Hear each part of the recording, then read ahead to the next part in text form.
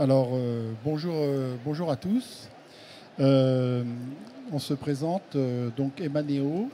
Moi, je suis François-Xavier Hillet, spécialiste en résidence, en risque de résidence spécifique.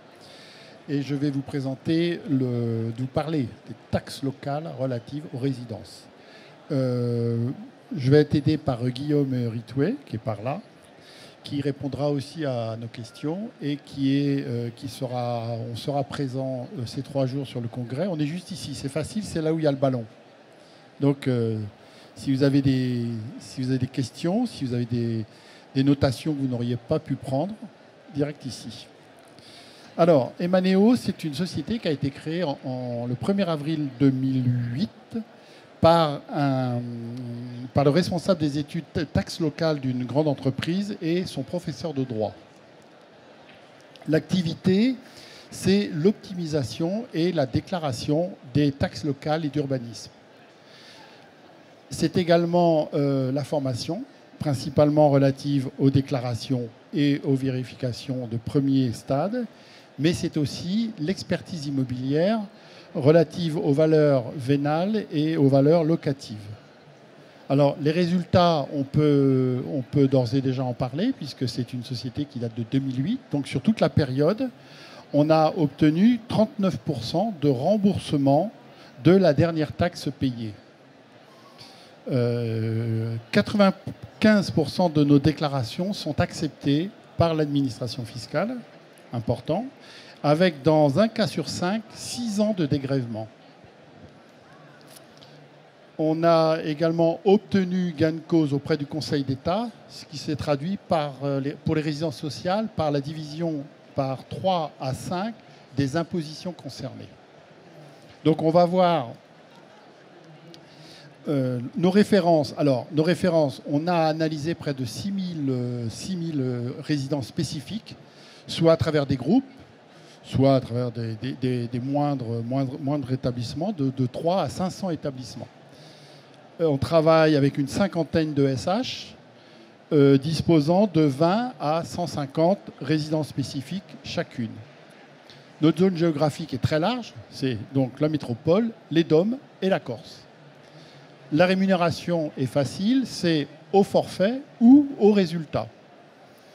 Et j'ajouterai quand même une particularité, c'est que nous n'avons pas de commerciaux. Aujourd'hui, nous allons nous concentrer sur les résidences spécifiques, mais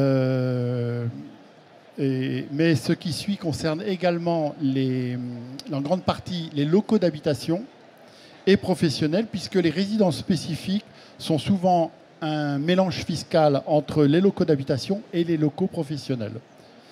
Alors pourquoi le travail d'enquête? Eh bien parce qu'en cas d'erreur, il faut toujours remonter l'origine du bâtiment pour comprendre. Je vous donne un exemple. Il faut savoir quelle était l'ancienne activité exercée, les statuts précédents et éventuellement les modifications architecturales, etc., etc. Voilà. Alors vous allez me dire pourquoi des erreurs d'imposition? Parce que d'abord, l'imposition est plus compliquée que les autres. On vient de le voir, les résidences spécifiques font souvent appel à 2 types d'évaluations. 1, les évaluations de type habitation. 2, les évaluations de type professionnel ou commercial. Le plus souvent, c'est un mélange des deux. Et c'est pour ça que c'est pas très simple, en fait. Ce sont des évaluations rares, ce qui crée des erreurs par manque de pratique. Les résidences spécifiques portent fiscalement bien leur nom, puisque si les impôts ont l'habitude d'évaluer des habitations, des bureaux, des commerces, les résidences spécifiques sont beaucoup plus rares et les agents des impôts n'ont pas l'habitude de les évaluer. Or, en cas de mauvaise appréciation fiscale, les erreurs vont se faire en cascade sur plusieurs éléments. On a l'activité, on a le tarif au mètre carré, on a le lissage, les statuts, les taxes annexes, les éléments juridiques. Donc, amener à des impositions qui seront fausses. Enfin, il y aura une révision de la foncière, la taxe foncière, des locaux d'habitation à partir de 2028. Donc pour mémoire, on a connu la révision des locaux professionnels en 2017. Donc le lissage prend d'ailleurs fin, fin de l'an prochain, et qui a fortement réévalué nos taxes locales. Il y aura en 2028 une révision similaire pour les locaux d'habitation. Et la situation fiscale est déjà compliquée. Il faudra donc ajouter à cette révision, qui concernera la plupart des résidences sociales, les FJT, les résidences seniors, les résidences services. Et pour compliquer un peu, une habitation n'est pas toujours fiscalement une habitation. Donc, les simulations au niveau national, d'après un test sur 5 départements, font état d'une augmentation moyenne de 28% des taxes foncières sur le parc social.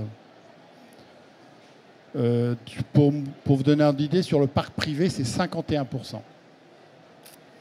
Donc, il y aura un impact sur les propriétaires et les gestionnaires par le biais des taxes refacturées, donc souvent taxes foncières et la TEOM, et des taxes annexes comme la CFE, la taxe d'habitation et la taxe sur les locaux vacants. Alors, comment éviter les erreurs ? On a vu que la situation fiscale est déjà compliquée en temps normal. Il ne faut donc pas commettre nous-mêmes des erreurs et il faut penser à vérifier les taxes existantes. Alors, on a différentes, on va voir les points. Premier point, c'est utiliser le bon imprimé lors des déclarations. Donc, il y a des imprimés classiques. On a vu qu'il y a souvent 2 types de déclarations à réaliser. Une déclaration pour la partie professionnelle, souvent les communs. Il peut y avoir aussi des déclarations à faire pour salons de coiffure, praticiens libéraux, les boutiques, etc. Et une déclaration pour le local d'habitation, soit généralement entre 50 à 80 déclarations par résidence. Donc, des imprimés spécifiques à côté. On a par exemple la déclaration IL. S'il s'agit d'un local ancien qui a été modifié. Mais on peut aussi avoir d'autres déclarations, ce qui complique la chose. Bon. Il y a ce qu'on appelle les déclarations des exonérations. Il faudra une ou plusieurs déclarations pour les exonérations auxquelles vous avez droit. Éventuellement un courrier explicatif pour les situations particulières. Une exonération, par exemple, sur les parties des locaux, sur le bien détenu par plusieurs personnes, sur un bâtiment aux activités multiples. Donc, Emaneo est précisément là pour se charger de ce type de déclaration. Alors, point B, déclarer avec précision. Donc, et dans les temps. Ce qu'il faut savoir, on a 90 jours suite à l'achèvement des travaux pour faire cette déclaration. Et attention, on a le risque est de perdre l'exonération si on n'est pas à un jour près. On perd l'exonération.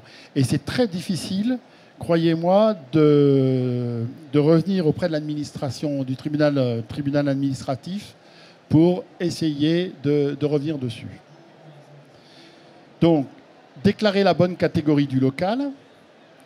Une erreur peut faire varier les taxes à peu près sans limite. Alors, je vous donne une proportion, parce que c'est ce qu'on constate. C'est des proportions qui vont de 10 à 300%. Donc, vigilance accrue. Bien préciser le statut de l'exploitant. Donc, par exemple, des locaux d'enseignement, cela peut modifier une taxe de l'ordre de 20%. Déclarer les bonnes surfaces. C'est un point évident, mais délicat. Il faut déclarer toutes les surfaces de type imposable. Et seulement celles-ci. Ces surfaces sont prises de mur à mur et pièce par pièce. L'arrondi se fait à chaque répartition. Alors l'idée c'est de créer un tableau, de créer un plan numéroté et une nomenclature qui va reprendre toutes les pièces une à une. Répartir les surfaces correctement. Ce sont les fameux P1, P2, P3 qu'on retrouve dans la déclaration 6660 avec des pondérations de 20 à 100%. Attention de ne pas sous-estimer vos pondérations, car même si les activités précises des résidences spécifiques sont méconnues de l'administration, des impôts, le cadastre savent qu'il est très rare d'avoir un bâtiment professionnel pondéré globalement à moins de 80%. Donc, d'où l'existence des Manéo qui est là pour répondre à se charger de ces analyses à vos côtés. Suivre et analyser vos taxes, un référentiel essentiel, un réflexe essentiel, pardon. Hein. Alors, vous pouvez le faire en interne, si vous avez des équipes des anciens du cadastre ou des experts, ou le confier à un organisme spécialisé. Alors, il y en a une cinquantaine sur le marché, et nous sommes une demi-douzaine spécifiquement équipés pour intervenir en ESH, pour les ESH importantes. Pour vous donner un ordre d'idée, Manéo, nous, on peut traiter 400 résidences plus ou moins en 1 an. Donc, on a une spécialisation sur les résidences spécifiques et sur l'ensemble du médico-social. Si vous faites ces opérations en interne, on vous conseille donc de créer un tableau annuel de taxes dont vous serez certain, c'est-à-dire des taxes dont vous êtes complètement, qui ont été complètement analysées et surtout rectifiées, la rectification a été validée. Donc, ce qui va permettre en fait donc de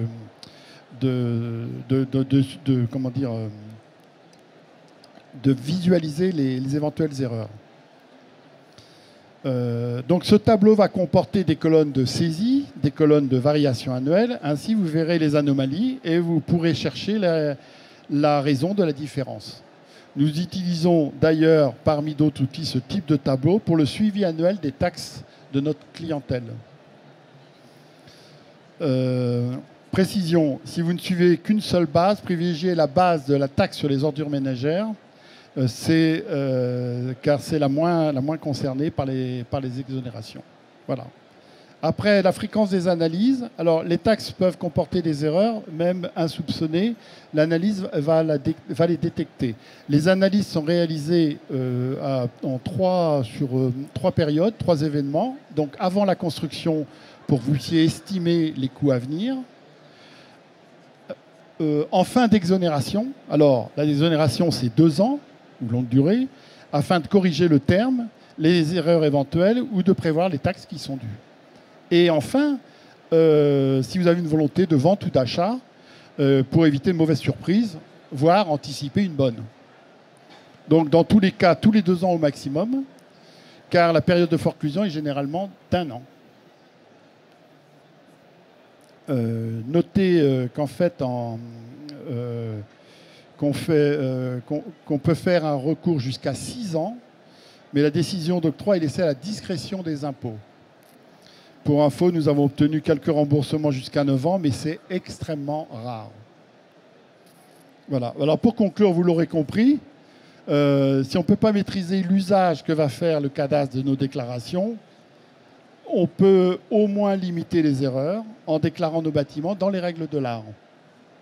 On peut aussi réduire la durée de ces erreurs en les corrigeant le plus tôt possible, par des analyses. Et n'oubliez pas, vous verrez vous le connaissez tous, n'oubliez pas, c'est fou ce qu'un petit détail peut avoir une importance quand on s'y attache. Voilà. Alors, si vous avez des questions, vous pouvez venir nous les poser. On répondra avec plaisir. Un bon conseil est notre meilleure pub, puisque nous n'avons pas de service, nous n'avons pas de commerciaux. Voilà. Et vous pouvez venir prendre un café. On est juste au ballon, comme je vous disais en introduction. Voilà. Bah, écoutez, merci beaucoup. Et à très bientôt, j'espère, sur le stand.